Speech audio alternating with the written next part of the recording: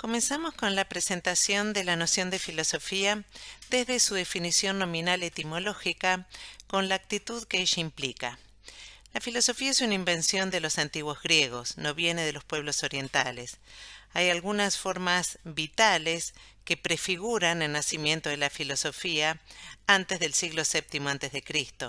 Por ejemplo, en el arte, en la literatura de Homero, están presentes ideas como la de orden aplicada al cosmos, la idea de que todo tiene un porqué, Homero no se limita a describir, y la concepción del todo en su conjunto.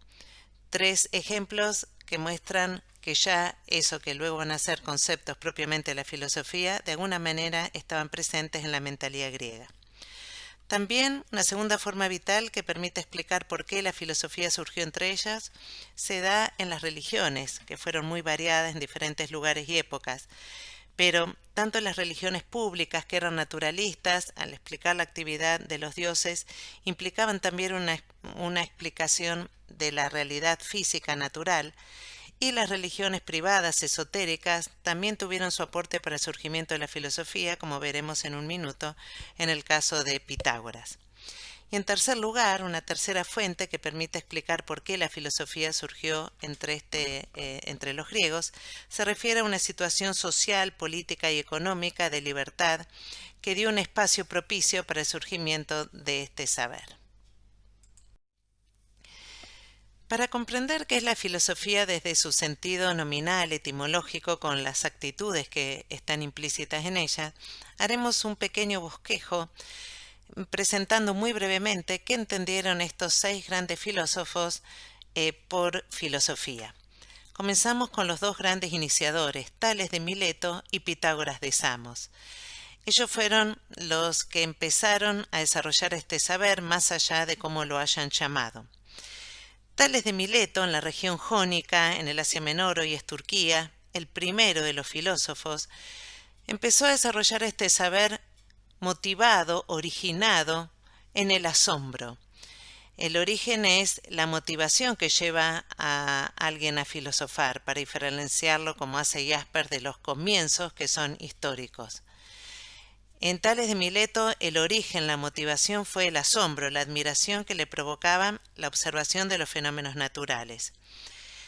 Asombrado por la regularidad de estos fenómenos, Tales de Mileto trató de encontrar, con su propio logos, con su razón, con su inteligencia, una explicación racional, sin negar las explicaciones míticas, religiosas del momento, una explicación racional de esos fenómenos. Estos griegos vieron con claridad que hay una concordancia entre el logos como capacidad racional del hombre, como inteligencia, y, por otra parte, la inteligibilidad, el logos que está presente en todas las cosas.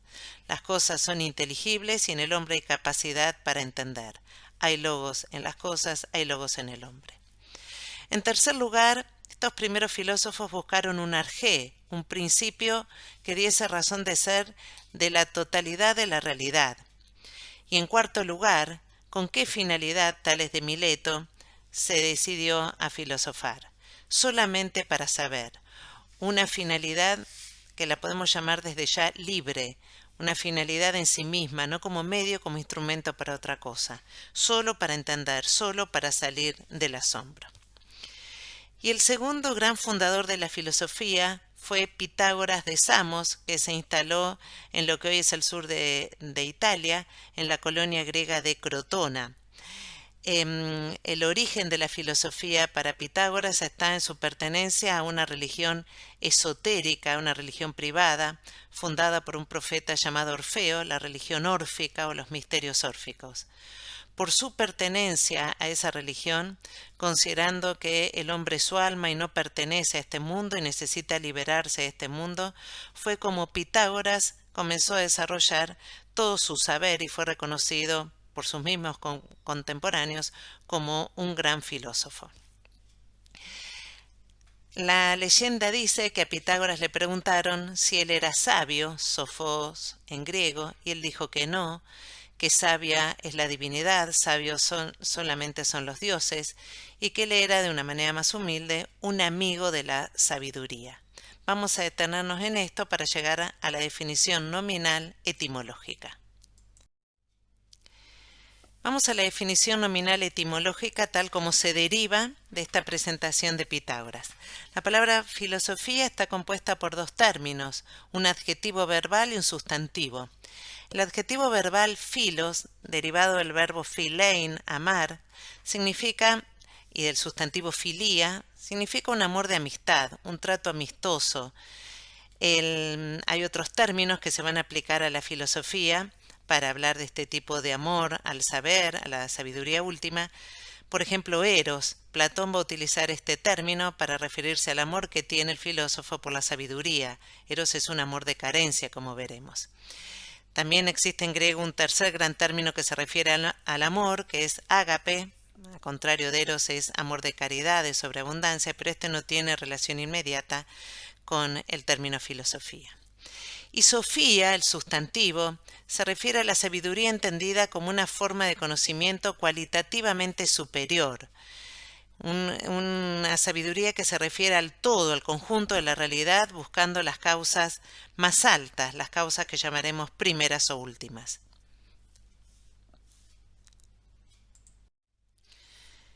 En tercer lugar, nos vamos a detener en la figura de Sócrates, el gran filósofo ateniense que vivió entre el año 470 y el 399 a.C. Habiendo dicho el oráculo de Delfos que Sócrates era el más sabio entre los griegos, Sócrates se decidió a investigar en qué sentido lo llamaban a él sabio. Sócrates se dedicó a preguntarle entonces a los contemporáneos de él, reconocidos como sabios, los sofistas, ¿sí?, los grandes humanistas, agnósticos de la época, y Sócrates llega a la conclusión que ellos no eran verdaderos sabios, no podían dar razones últimas de lo que sostenían, tenían una pseudo sabiduría, una sabiduría en apariencia. Pero Sócrates también se dedicó a interrogar a todo aquel que se le acercaba y llegó a la conclusión de que los sofistas no solo no eran verdaderos sabios, sino que estaban equivocados en su relativismo. Los sofistas sostenían que la verdad depende de quién la dice, cómo lo dice, de su capacidad de persuasión, de convencer. Sócrates, por el contrario, dice que la verdad es objetiva, está en el interior del hombre, solo hay que saber sacarla a la luz. Con el método de la mayéutica, Sócrates lograba sacar a la luz una verdad que estaba en el interior de los hombres. De manera que Sócrates llega a la conclusión que el oráculo lo llama a él el más sabio entre los griegos porque investigando, preguntando, debatiendo, Sócrates llega a la conclusión que la sabiduría está en reconocer la propia ignorancia. La famosa formulación de Sócrates es el solo sé que no sé nada, una presentación de la humildad pitagórica en otros términos, solo aquel que sabe se da cuenta de todo lo que le falta por conocer. En cuarto lugar, haremos una pequeña reseña de lo que entiende Platón por filosofía. Platón, discípulo de Sócrates, vivió entre el 427 y el 348 a.C. Platón considera que la filosofía es una búsqueda de carácter metafísico, es un trascender desde este mundo sensible, donde estamos nosotros, un mundo de copias, de imperfectas, un mundo del que solo podemos tener opiniones, ¿verdad? Un mundo donde se mezcla el ser y no ser, donde hay cosas bellas, múltiples cosas bellas, infinitas, indeterminadas, cambiantes, imperfectas, pero ninguna de ellas es la belleza en sí. Mientras que la auténtica realidad, el verdadero ser, se halla en un mundo inteligible, donde existe la belleza en sí, la justicia en sí, el hombre en sí, etc. El filósofo busca conocer estas ideas, formas, esencias únicas, perfectas, finitas, inmutables. Ese es el objeto de la verdadera filosofía. La filosofía, dice Platón, es un amor a la ciencia, un amor al episteme, y distingue a aquel que ama la opinión y se queda en las copias de este mundo sensible del filósofo que realiza esta búsqueda metafísica, trasciende el mundo sensible para poder conocer esas esencias únicas, universales, inmutables. La ciencia es ese conocimiento de las esencias universales, únicas, necesarias. En la República presenta este texto. Dice: El que reconoce, pues, las cosas bellas, pero no la belleza en sí, no es capaz de seguir a quien lo guía hasta su conocimiento. ¿Te parece a ti que vive en sueños o despierto? Habla Sócrates. Pues fíjate, ¿qué otra cosa es el soñar, sino que uno ya dormido, ya despierto, no crea que lo semejante es una semejanza, sino aquello mismo a lo que se asemeja? Yo al menos, respondió, diría que el soñar no es otra cosa.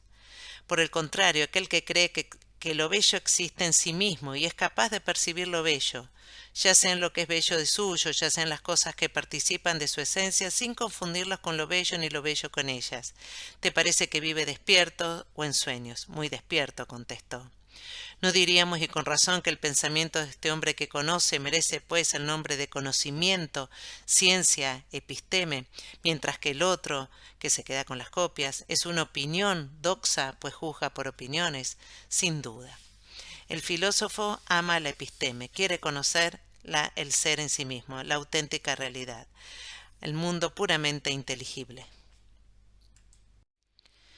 Este amor a la ciencia y la episteme se da propiamente, dice Platón, en el filósofo como un esfuerzo moral. En efecto, el filósofo tiene puesto el eros, esa fuerza, ese amor, ese impulso que lleva al alma a buscar determinados bienes en la parte más alta, en la razón, para que pueda captar la verdad. El eros del filósofo está puesto en las cosas del espíritu, a diferencia del que Platón llama el filosómatos, que solo ama las cosas corporales. El filósofo ama el saber y como lo ama sabe que existe y que él no lo tiene. Hay dos extremos en los cuales no se puede dar la filosofía. Por un lado, el extremo del sabio, que no desea la sabiduría, no es filósofo, no tiene el eros por la sabiduría, porque ya posee la sabiduría, y uno no desea aquello que ya posee. Y en el otro extremo, el ignorante, que no posee la sabiduría, pero no la desea porque no sabe que ella existe y él no la tiene. Dice en el banquete, en boca de Sócrates: pues ocurre lo siguiente, ninguno de los dioses ama la sabiduría ni desea hacerse sabio porque ya lo es, ni ama la sabiduría cualquier otro que sea sabio. Por su parte, los ignorantes ni aman la sabiduría ni desean hacerse sabios, pues eso mismo es lo penoso de la ignorancia, el no ser bello, ni bueno, ni juicioso, y creerse uno que lo es suficientemente. Así quien no cree estar necesitado de una cosa, no desea aquello que no cree necesitar. Entonces, ¿quiénes, Diotima?, preguntó Sócrates, son los que aman la sabiduría, si no son ni los sabios ni los ignorantes. Es evidente, incluso para un niño, son los que se encuentran entre ambos extremos, uno de los cuales sería también Eros. En efecto, es precisamente la sabiduría una de las cosas más bellas, y Eros es amor respecto de lo bello, de suerte que es forzoso que Eros sea amante de la sabiduría, y como es amante de la sabiduría se halla a medio camino entre sabio e ignorante. Con Aristóteles, que vivió entre el 384 y el 322 a.C., el gran discípulo de Platón, terminamos de perfilar en este muy breve bosquejo el concepto de filosofía en la antigüedad. Aristóteles, a diferencia de Platón, dice que la filosofía ya es una contemplación de este mismo cosmos, no acepta esa reduplicación del mundo inteligible separado del sensible. Aristóteles dice que se trata de percibir de forma directa las cosas de este mundo para comenzar, de las cuales se trata de desarrollar los caracteres comunes de inteligibilidad. Y acentúa el carácter científico de la filosofía. La filosofía es una búsqueda científica, es una cierta adquisición, un uso incluso de la sofía, la sabiduría, es una interrogación que parte de las realidades más inmediatas para llegar por vía de análisis a las causas y principios últimos, ¿no? Y la lógica es la que establece el método en esta búsqueda. Así que la filosofía para Aristóteles es una actitud científica ya frente a la realidad con un método de investigación científica. Aristóteles da esta definición que se ha mantenido de manera clásica, ¿verdad?, como la definición clásica de ciencia, que considera que es un conocimiento cierto y evidente de las cosas por sus causas. ¿no? Termina de perfilar el concepto de ciencia que plantea Platón. Un conocimiento que da certeza, seguridad subjetiva, los objetos resultan evidentes, se manifiestan con claridad. ¿Por qué? Porque se conoce el por qué, se conocen las causas. Así que la filosofía para Aristóteles abarca un conjunto de saberes científicos. Él hace una doble clasificación de los saberes. Si se considera el objeto, distingue una filosofía primera, una protefilosofía, que nosotros llamaremos metafísica, y todo el resto, una filosofía segunda, una deutera filosofía. La protefilosofía es la ciencia del ser, la ciencia por excelencia, el saber supremo, ¿no? Todo el resto de los tratados lo llama filosofía segunda. Y en una segunda clasificación dice que los saberes pueden ser según la finalidad, saberes poéticos, productivos, que buscan hacer algo, dirigen el hacer, la producción de un objeto exterior al sujeto, son las técnicas y las artes, la medicina, por ejemplo. En segundo lugar, hay saberes prácticos, morales, la ética y la política, que dirigen el obrar del hombre, lo perfeccionan al mismo sujeto. Y finalmente están los saberes teoréticos, cuya finalidad es solo conocer la verdad. La finalidad es contemplativa, libre. Y eso es lo que propiamente siempre llama ciencia, y eso es lo más alto en este orden según los grados de abstracción, ¿no? La física, la matemática y por último y por encima de todos la filosofía primera. Aristóteles dice también que aquel que se dedica a la ciencia, que ama la ciencia, que es el filósofo, debe renunciar a las actividades exteriores. Platón veía en el filósofo la obligación moral de servir a la polis, guiarlo, gobernarlo. Aristóteles dice que no se le puede pedir esto. Dice, sin embargo, que esta vida entregada a la contemplación, esta vida teorético-filosófica, es algo que sobrepasa la condición humana, un tipo de vida entregada a la reflexión desinteresada, a la especulación pura, pero que de alguna manera lo poco que uno puede entregarse a esa vida lo justifica por ese deseo natural que hay en el hombre de conocer. En el primer libro de la metafísica, Aristóteles recurre a las opiniones que la gente tiene comúnmente acerca del sabio, a quienes llaman sabio, para a partir de ahí perfilar cuáles son, en primer lugar, 5 grandes notas propias de la sabiduría que busca el filósofo. Entonces dice, se supone que en la medida de lo posible el sabio conoce todas las cosas sin tener en particular el conocimiento de cada una de ellas. La sabiduría que buscamos es algo universal, que se denomina sabio quien es capaz de conocer lo más difícil y lo que no es fácilmente accesible al conocimiento humano, pues siendo conocimiento sensible común a todos es fácil y no tiene un ápice de sabiduría. Es un conocimiento alejado de los sentidos que trasciende los sentidos, es un conocimiento intelectual. Además sé que quien posee un conocimiento más riguroso de las causas y quien es más capaz de enseñarlas es en cualquier género de ciencias el más sabio. En esta tercera nota, la sabiduría es un conocimiento por las causas y por eso es enseñable, porque enseñar es poder suministrar las causas de algo. Cuarto lugar, dice, además de entre las ciencias, la más deseable por sí misma y por el saber que proporciona, se considera que es mayor medida sabiduría que la que solo es deseable por los resultados. La sabiduría es buscada por sí misma, como un fin en sí mismo, por la verdad que proporciona, no para producir algo, no para obtener algún rédito fuera del conocimiento. Y en último lugar dice que la ciencia dominante es mayor medida sabiduría que la auxiliar, pues no es competencia del sabio recibir órdenes sino prescribirlas. La ciencia dominante, ¿verdad? Porque conoce la causa última por la cual se ordena todo lo demás. Entonces dice Aristóteles en el mismo libro primero, si los primeros filósofos se dieron a filosofar para huir de la ignorancia, persiguieron el saber en consideración del conocimiento y no por su utilidad. Y así como llamamos libre al hombre que tiene su fin en sí mismo y no existe para el otro, como el siervo, así decimos que esta es la única ciencia libre, puesto que es la única que tiene su propio fin. Buscar el conocimiento solo por el conocimiento mismo, no por su utilidad. Todo lo que existe, todo lo que se hace, todo conocimiento en este caso, se explica en vistas a un fin. Pero un fin puede ser un medio para otra cosa, entonces hablamos de un fin útil, servil, o algo puede ser un fin en sí mismo, tener el propio valor en sí mismo, y en este caso lo llamamos libre. Bueno, la filosofía es libre, no servil, es inútil, no busca conocer para otra cosa, no es un medio, un instrumento para otra cosa. Ella misma tiene su propio fin.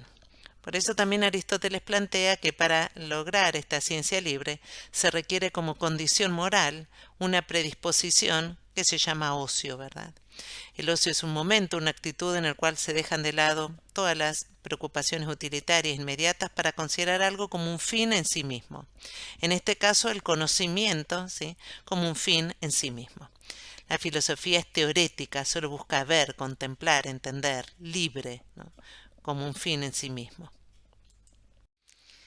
Finalizamos esta breve introducción, este bosquejo sobre concepto de filosofía desde su definición nominal como amor a la sabiduría, presentando a un autor contemporáneo, su concepto de filosofía, a Joseph Pieper, filósofo alemán que vivió entre 1904 y 1997, uno de los representantes más importantes del siglo XX de la filosofía realista y cristiana.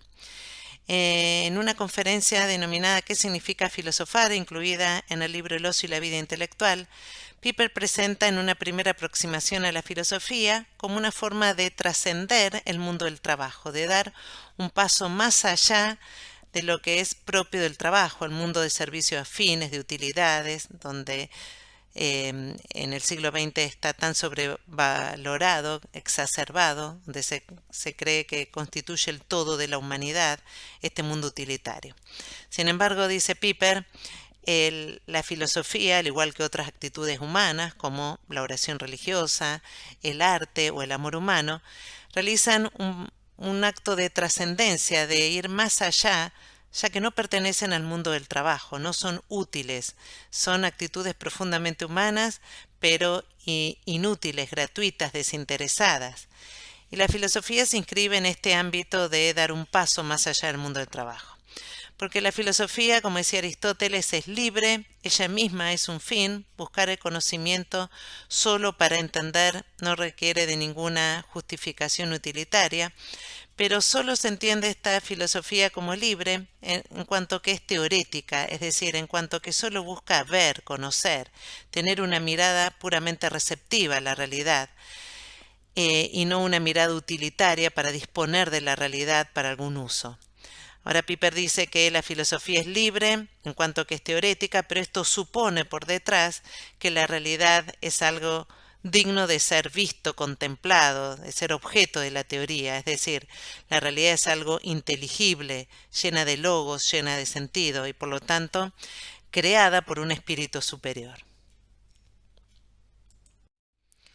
En la misma línea que los autores clásicos, Pieper sostiene que la filosofía nace del asombro, se origina en el asombro, aquel que tiene capacidad de captar lo maravilloso, lo digno de admiración, mirandum, ¿verdad? Y por eso también tiene un carácter profundamente antiburgués en sentido espiritual. El burgués es aquel que no es capaz de asombrarse, que ve la realidad como algo manipulable, usable, ¿sí?, utilizable, a antojo, y no es capaz de ver nada más que ese aspecto de la realidad.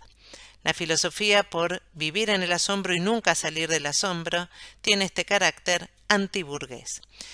El asombro no tiene como fin hacer dudar de todo, sino que la finalidad del asombro es abrir al espíritu humano a la profundidad de la realidad. Poder ver, ¿sí?, que la realidad en el fondo es incomprensible con ese H en el medio, es decir, que no se la puede terminar de conocer a fondo, no se la puede terminar de encerrar en un concepto. Que la realidad sea misteriosa, ¿verdad?, significa que no la podemos agotar. Por eso dice Pieper que la filosofía que nace del asombro y que cada vez que se asombra se da cuenta que tiene que seguir profundizando y siempre la realidad se presenta como inabarcable, misteriosa, tiene un aspecto negativo porque el que se asombra y por lo tanto busca el saber reconoce que no sabe, pero también un aspecto positivo porque del asombro proviene la alegría de poder dar una respuesta, de poder contemplar algo, de poder ver algo, ¿no? Pero dado que no puedo terminar de ver, de contemplar, de entender, de concebir, sino solamente conocer con certeza, ¿no? Llegar a la verdad, la filosofía no se puede tomar como una doctrina de salvación, sino como una forma, dice Piper, de sapiente resignación, ¿no? Resignarse a saber que nunca puedo terminar de conocer. Como decía Sócrates, el solo sé que no sé nada, ¿no? A medida que sé más me doy cuenta de todo lo que me falta por conocer. Por eso la filosofía, dice Piper, se presenta como un eterno todavía no, ¿sí?